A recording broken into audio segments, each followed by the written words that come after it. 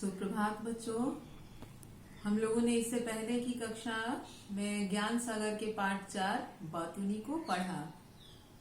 इस पाठ को आज हम समझेंगे कि इस पाठ के माध्यम से व्यंग्यकार हरिशंकर परसाई जी ने किन व्यक्तियों के बारे में हमें बताया है। सबसे पहले हम पाठ पर एक संक्षिप्त चर्चा कर लेते हैं। इस पाठ में बातूनी व्यक्तियों की बात कही गई है। बातूनी का अर्थ क्या होता है? जो लोग बहुत बातें बनाते हैं, अनर्गल प्रलाप करते हैं। अनर्गल का मतलब हुआ बेकार की बातें, जिसे का कोई सरोकार नहीं होता है।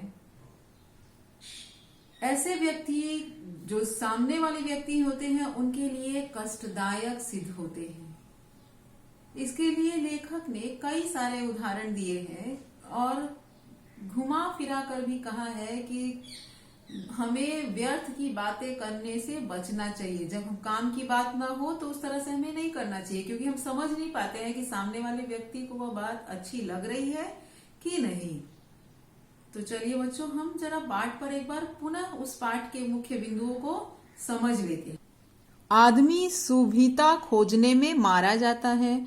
उस शाम अगर मैं खुद जाकर लिफाफा पोस्ट ऑफिस में छोड़ देता तो वह कष्ट न होता जो तभी से भुगत रहा हूँ।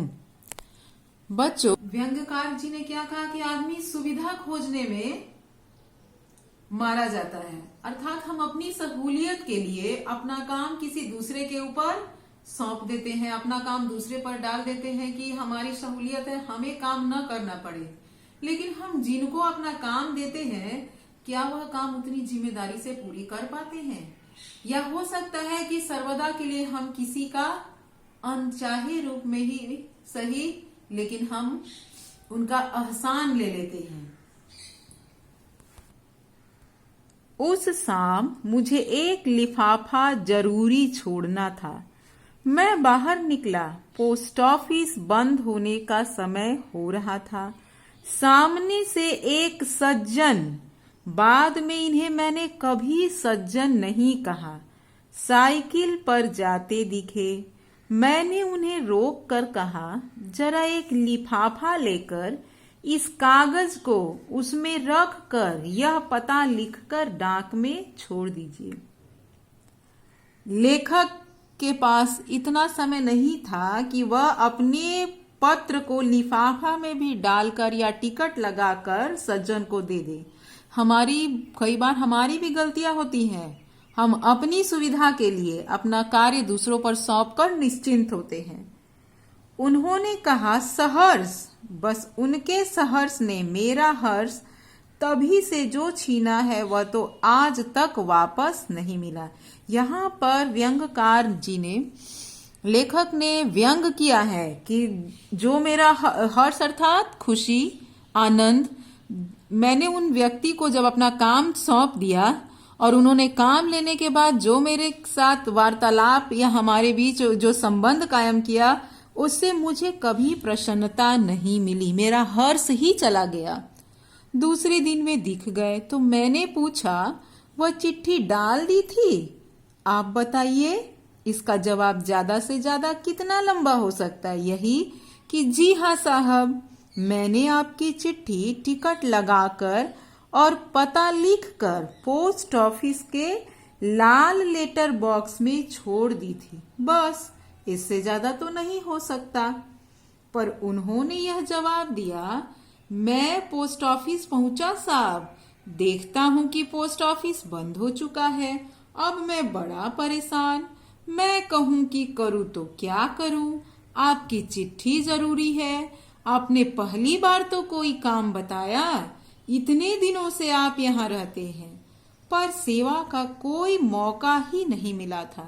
मैंने कहा, चाहे आकाश टूट जाए और चाहे पृथ्वी फट पड़े, पर आपका लिफाफा जरूर डालूंगा। तो साहब मैं बाहर निकला। अब मैं कहूँ कि जाऊं तो कहाँ जाऊं? इतने में साहब मेरी नजर पड़ी साहनी मेडिकल स्टोर पर। वहां साहनी बैठा था। मैं वहां गया। साहनी मेरा कई साल से दोस्त है। आप नहीं जानते, उसके फादर मेरे फादर के बड़े अच्छे दोस्त थे। बाद में उसके फादर को एक दिन दिल का दौरा पड़ा। ये सब आजकल दिल की बीमारी का भी बड़ा फैशन चल पड़ा है। बच्चों, आपने देखा कि व्यक्ति को काम जब सौंप देते हैं लेखक, और लेखक को जानकारी चाहिए कि उनकी चिट्ठी पोस्ट हुई कि नहीं हुई, तो व्यक्ति ने सीधी सीधी बात को नहीं कह के बात को काफी घुमा फिरा कर कहा, बातों का ताना बाना बुना कि धरती फट जाए, आकाश टूट जाए, लेकिन मैं यह चिट्ठी छोड़ कर ही रहूंगा। जो लोग बातें ज्यादा बनाते हैं वो अक्सर इस तरह की लंबी लंबी बातें हाँकते हैं, जिसको आप मुहावरे में क्या कहते हैं, डींग हाँकना।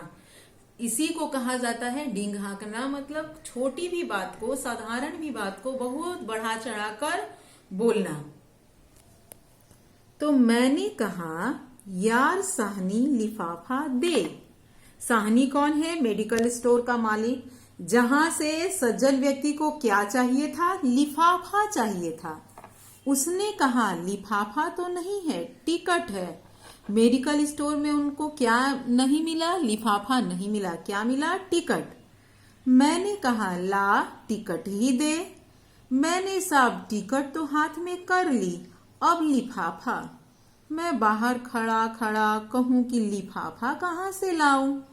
अब मुझे घबराहट होने लगी। तो देखिए बच्चों कि किस तरह से सज्जन व्यक्ति अभी भी अपनी सेखी बघारने से हट नहीं रहे हैं। अभी भी उनको क्या हो रही है? घबराहट हो रही है कि चलो टिकट तो मिल गया, अब लिफाफा कहां से लाऊं। बहुत चिंतित है वो पत्र छोड़ने के लिए, लेकिन सामान की कोई व्यवस्था उनके पास नहीं है। आखिरी डाक निकालने का वक्त हो रहा था। लिफाफा नहीं गया तो क्या होगा? हे भगवान, तू ही रास्ता बना। मैं तो इस गाड़ी से लिफाफा छोड़ कर ही रहूंगा, चाहे मुझे स्टेशन ही क्यों न जाना पड़े। गाड़ी चल दी होगी तो उसे रोक कर लिफाफा छोड़ूंगा। यहाँ पर आप वाक्य पर ध्यान दीजिए। सज्जन व्यक्ति ने क्या कहा? गाड़ी चल दी होगी। कौन सी गाड़ी? डाकघर की गाड़ी। बच्चों, आप जानते हैं कि पोस्ट ऑफिस में एक निश्चित समय तक हम कोई भी पार्सल हो या फिर लेटर हो, इनको एक निश्चित अवधि तक ही हम पोस्ट कर सकते हैं।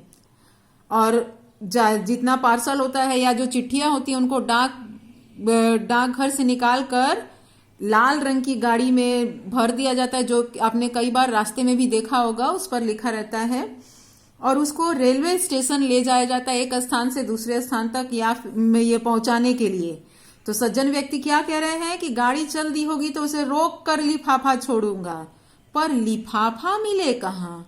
अचानक साहब मुझे राजू दिखा। राजू कौन?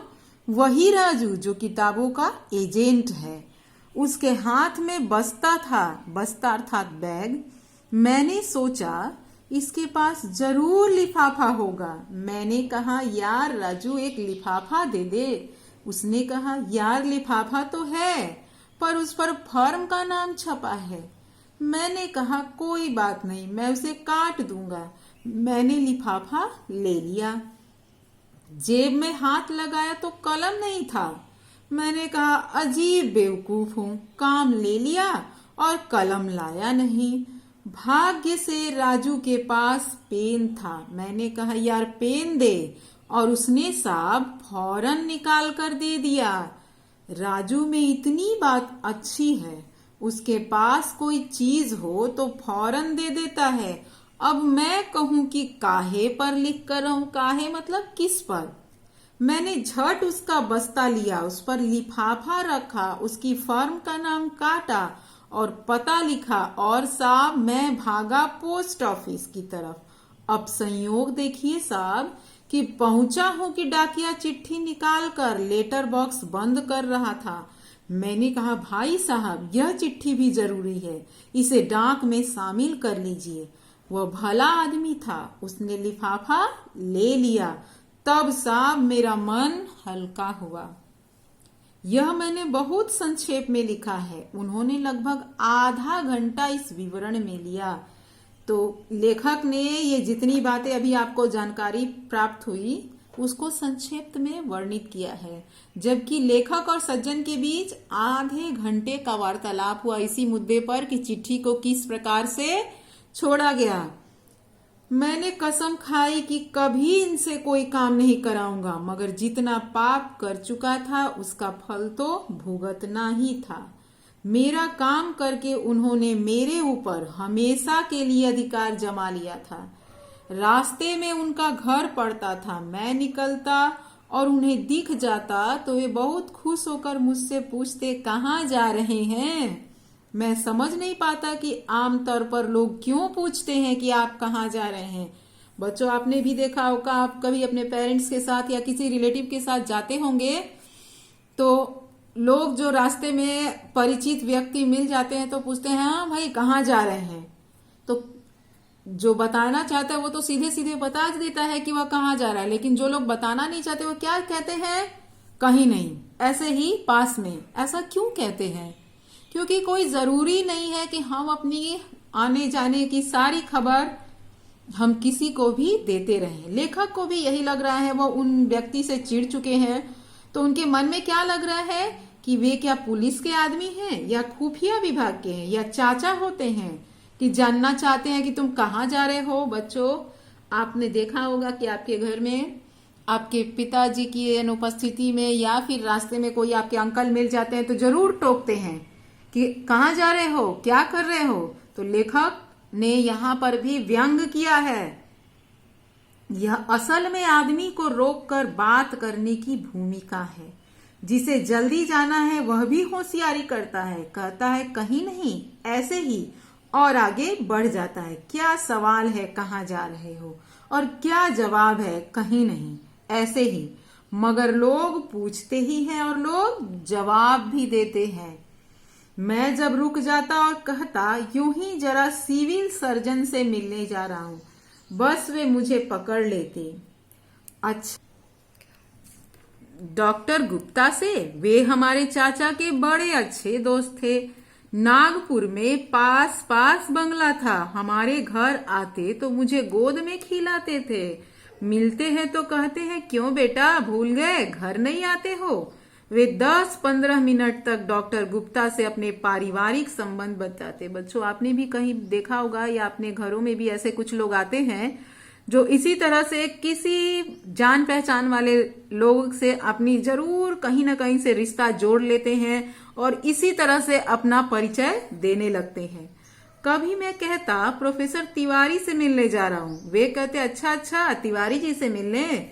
हमारे फादर इन लॉ के बड़े पुराने दोस्त हैं, दोनों साथ पढ़ते थे। अभी भी वे हमारे प्रति प्रेम भाव रखते हैं। कभी मिल जाते हैं तो कहते हैं, कभी घर आ जाओ।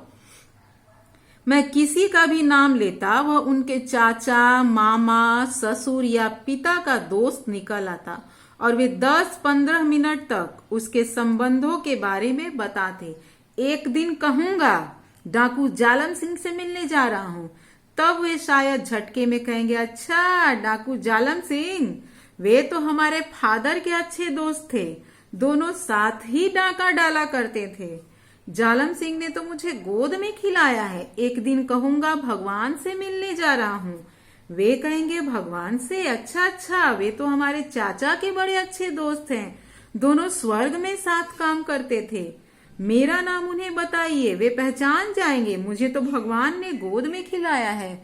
बच्चों, व्यंग की यही विशेषता है कि लेखक सज्जन व्यक्ति हैं, वो उनसे बिल्कुल बात नहीं करना चाहते हैं, उनसे दूर रहना चाहते हैं। क्यों दूर रहना चाहते हैं? क्योंकि सज्जन व्यक्ति जब कभी उनसे मिल जाते हैं तो इसी तरह का कोई पारिवारिक संबंध पूछकर बातों को आगे बढ़ाना चाहते हैं।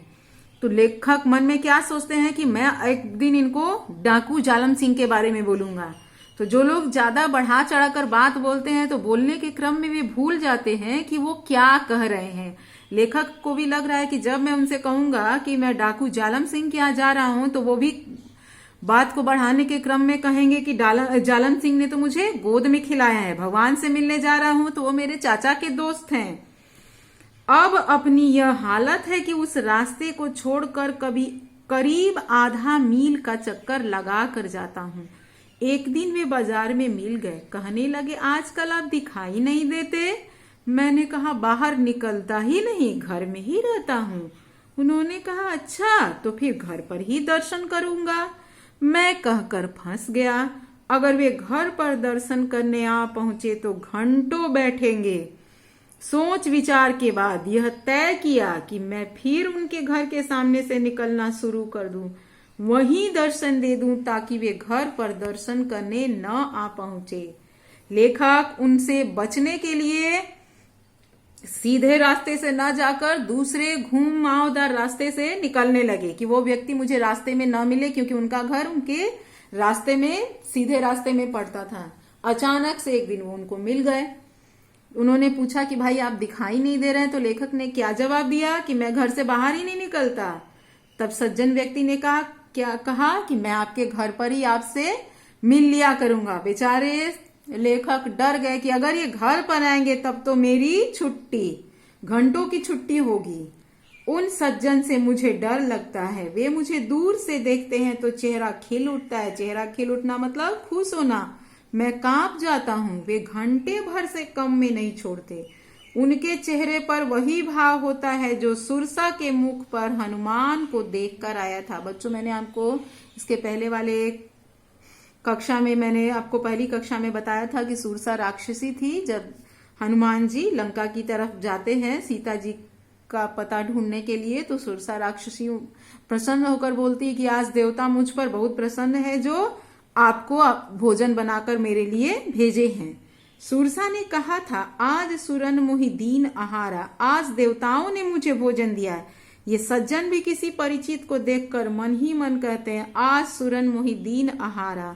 वे पास आकर हाथ पकड़ लेंगे और एक पांव से आपका पांव दबा लेंगे और मुंह में मुंह मिलाकर घंटे भर बकते जाएंगे। बकना किसको बोलते हैं? कई बार आप इस बोली का भी प्रयोग करते हैं। बकना मतलब क्या बक रहे हो? मतलब बेकार की बातें जिसका कोई सर पैर ना हो। हम तो राह देख रहे हैं कि कोई कर्नल जिम कार्बेट पैदा होगा जो उनसे हमारी रक्षा करेगा। तो लेखक हरिशंकर परसाई जी ने इस कहानी, इस दृष्टांत, इसको हम कहानी नहीं, इसको हम एक दृष्टांत कहेंगे, एक उदाहरण कहेंगे। उदाहरण बातूनी के माध्यम से क्या बताया कि अगर हम अपना काम किसी दूसरे को सौंप दें तो हम एक तो उसके एहसानमंद हो जाते हैं, दूसरा अगर वह व्यक्ति बातूनी निकला तो फिर हमारी तो छुट्टी। जैसे इस पाठ में सज्जन ने अपना काम, लेखक ने अपना काम सज्जन व्यक्ति को दे दिया। पहले उन्होंने क्या कहा? सज्जन। जब काम दिया तब वो सज्जन लग रहे थे, लेकिन जब वह व्यक्ति इनसे घंटों बातें करने लगे तब लेखक को चिढ़ होने लगी। इसी तरह से बच्चों, जब हम किसी के साथ बेकार की बातें करते हैं, बिना सिर पैर की बातें करते हैं, तो लोग ऊब जाते हैं और हमें चुप रहने को कहते हैं। कई बार आप भी कक्षा में आपस में बात करते हैं या किसी प्रश्न का उत्तर पूछा जाता है तो आप इधर उधर की बातें बनाने लगते हैं, तो क्या कहा जाता है? चुप रहो, अब मत बोलो। और कुछ लोग ऐसे होते हैं जिनकी बातें हमें घंटों सुनने में आनंद आती है। तो बच्चों, हमें कोई भी बात को काफी सोच विचार के बोलना चाहिए और तर्क संगत, समयानुकूल। समयानुकूल का मतलब हुआ कि जिस बात का प्रसंग चल रहा हो वही बात करनी चाहिए। इधर उधर की बात जोड़कर बात पढ़ाने का कोई भी तात्पर्य नहीं है। बच्चों, आपने शब्दार्थ लिख लिया है। अब हम कुछ प्रश्नों पर चर्चा करेंगे। पहला प्रश्न है, लेखक ने सज्जन को क्या काम करने के लिए कहा और क्यों? लेखक ने सज्जन को क्या काम दिया था? लेखक ने सज्जन को अपनी चिट्ठी लिफाफे में डालकर पोस्ट करने के लिए कहा था। क्यों कहा था? क्योंकि चिट्ठी को छोड़ना अत्यावश्यक था और शाम का समय हो गया था। सज्जन व्यक्ति साइकिल पर सवार लेखक को दिखे। समझ में आ गया बच्चों कि लेखक ने सज्जन को क्या काम करने के लिए कहा था? चिट्ठी को लिफाफे में डालकर पोस्ट करने के लिए कहा, क्योंकि चिट्ठी को छोड़ना अत्यावश्यक था, शाम का समय हो गया था और सज्जन व्यक्ति के पास साइकिल भी थी। सज्जन ने राजू से लिफाफा क्यों मांगा? सज्जन ने राजू से लिफाफा इसलिए मांगा क्योंकि राजू किताबों का एजेंट था। सज्जन को लगा कि राजू के पास अवश्य लिफाफा होगा। लोग आम तौर पर दूसरों से यह प्रश्न क्यों पूछते हैं कि आप कहाँ जा रहे हैं? इसका उत्तर है कि यह दूसरों को रोक कर बातचीत करने की एक भूमिका है। फिर से मैं बोल रही हूं कि लोग आमतौर पर दूसरों से यह प्रश्न इसलिए पूछते हैं कि यह दूसरों को रोक कर बातचीत करने की एक प्रकार से भूमिका है। चौथा प्रश्न, लेखक ने घर से बाहर जाने का कौन सा रास्ता लेने का फैसला किया और क्यों? लेखक ने घर से बाहर जाने का आधा मील का चक्कर लगाने का फैसला लिया, क्योंकि जब ये मिल जाते थे तो लेखक से घंटों बातें करने लगते थे, जिससे लेखक परेशान हो जाते थे। इसलिए उन्होंने फैसला लिया कि वह आधा मील चक्कर लगाकर ही घर से बाहर निकलेंगे। तो प्रश्न संख्या 1 से 4 तक सभी बच्चों को समझ में आ गया। प्रश्न संख्या 5 देखिए, साहनी मेडिकल स्टोर से लेखक ने क्या लिया था? आपको याद आ रहा है? साहनी मेडिकल स्टोर से उन्होंने क्या लिया था? टिकट लिया था। ये सही नहीं है। लिफाफा किससे लिया था? राजू से। सज्जन ने चिट्ठी लेटर बॉक्स में डालने का विवरण कितनी देर में दिया था? आधा घंटा। सज्जन के चाचा के बड़े अच्छे दोस्त कौन थे? डॉक्टर गुप्ता। बच्चों यहां देखिएगा, साहनी मेडिकल स्टोर से लेखक ने टिकट लिया, लिफाफा लिया था राजू से। सज्जन ने चिट्ठी लेटर बॉक्स में डालने का विवरण आधे घंटे में दिया।